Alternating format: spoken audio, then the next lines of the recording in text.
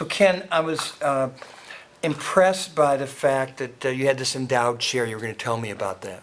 Sure. Duke University some years ago established named professorships for its faculty, and I would estimate that approximately 15 to 20% of Duke University faculty hold named professorships.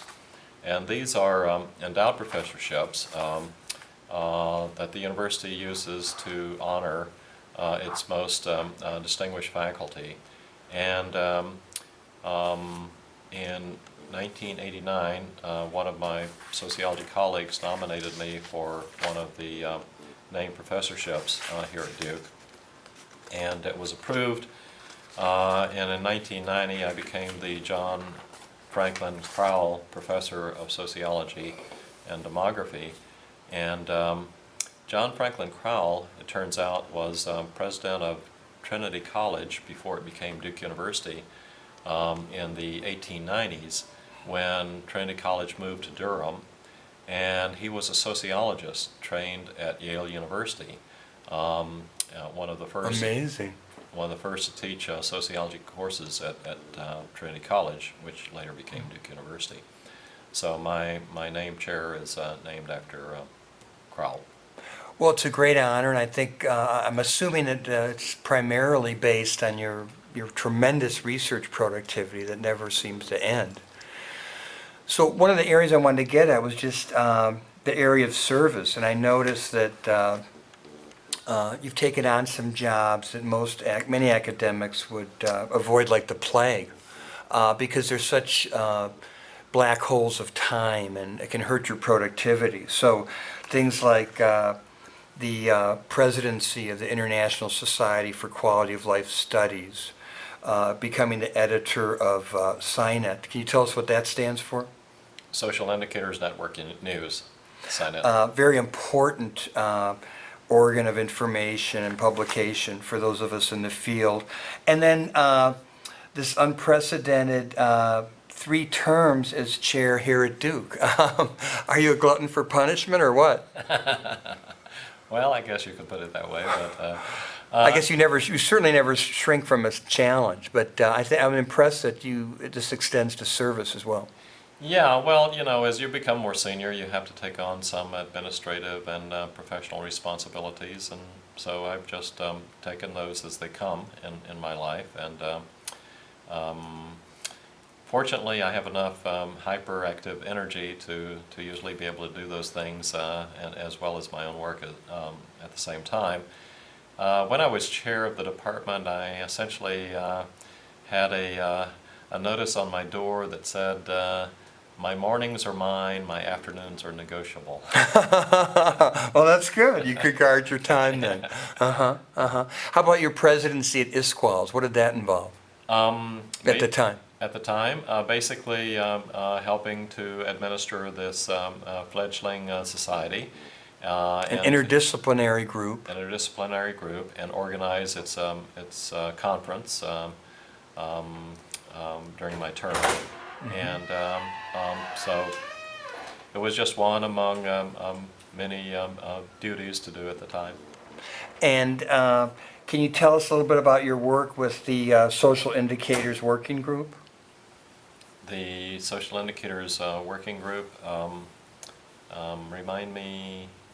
Well, this is something that one of the founders of ISQUALS talked about, that you contributed greatly to a Social Indicators Working Group that was part of ISQUALS. Oh, okay. I think, you remember this? I think what's referenced there is the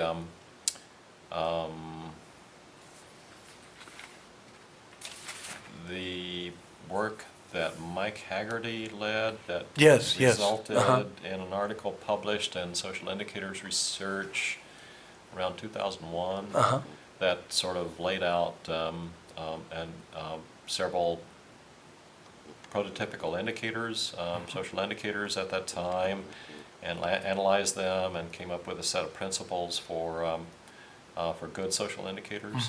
Yeah.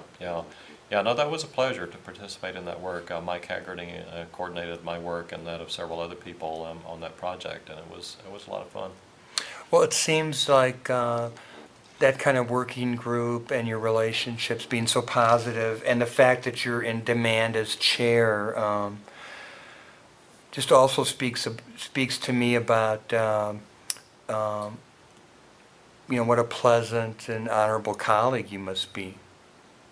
And there's very few people that are multi-talented in this way, I think, because as we know, many academics can be very much involved in their work and themselves, but you seem to be able to keep a perspective where you still honor these relationships and do your bit, so to speak. Yeah, I enjoy that. And Michael, as my mother told me when I was a child, and Yes. probably your mom did Uh-huh. as well, remember the advice, if you don't have something good to say about someone, don't say anything at all. That's really helped. Okay. And so generally through my career, I've tried to be as positive as I can about other people and their work, and limit criticism certainly when it's not necessary of other people or their work. And I think this has proven to be a useful strategy. Well, it's a real challenge, I think, with academics who can be fairly persnickety and whom we can be involved with for years, almost like a monastery or something. Mm-hmm. I guess in summing up, Ken, I wanted you to tell me a little bit, how would you like to be remembered as an academic? As an academic? Not that your work's over, but just at this point, how do you want to be remembered? I've never thought of that. Well, you might be too self-effacing, but give it a shot. Well, I guess he worked hard and accomplished a few things. Okay, well, that's very humble. What do you see as your greatest accomplishments, personally and professionally and personally? I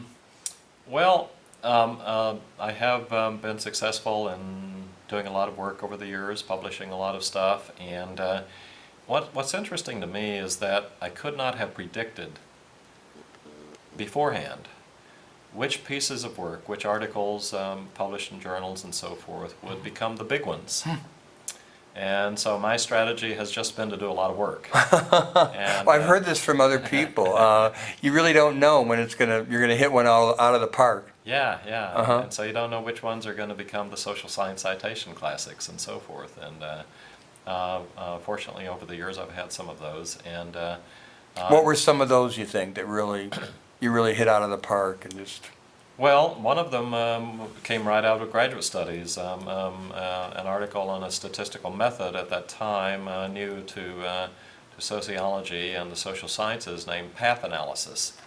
And so in graduate school, as a summer project for one of the professors at Austin, I wrote a paper titled Principles of Path Analysis, published in 1969, and Wow. has received hundreds of citations. Very prescient, because it's just a de rigueur type of training and analysis to use. And you laid out the guidelines very early. Yeah, and then of course this became structural equation models and lots of computer programs and hundreds of articles published over the years since then. How does it feel to have influenced that many people? Well, Do you ever think about that? never think about it, but it's nice. Okay. Tell me about some other accomplishments you're especially proud of.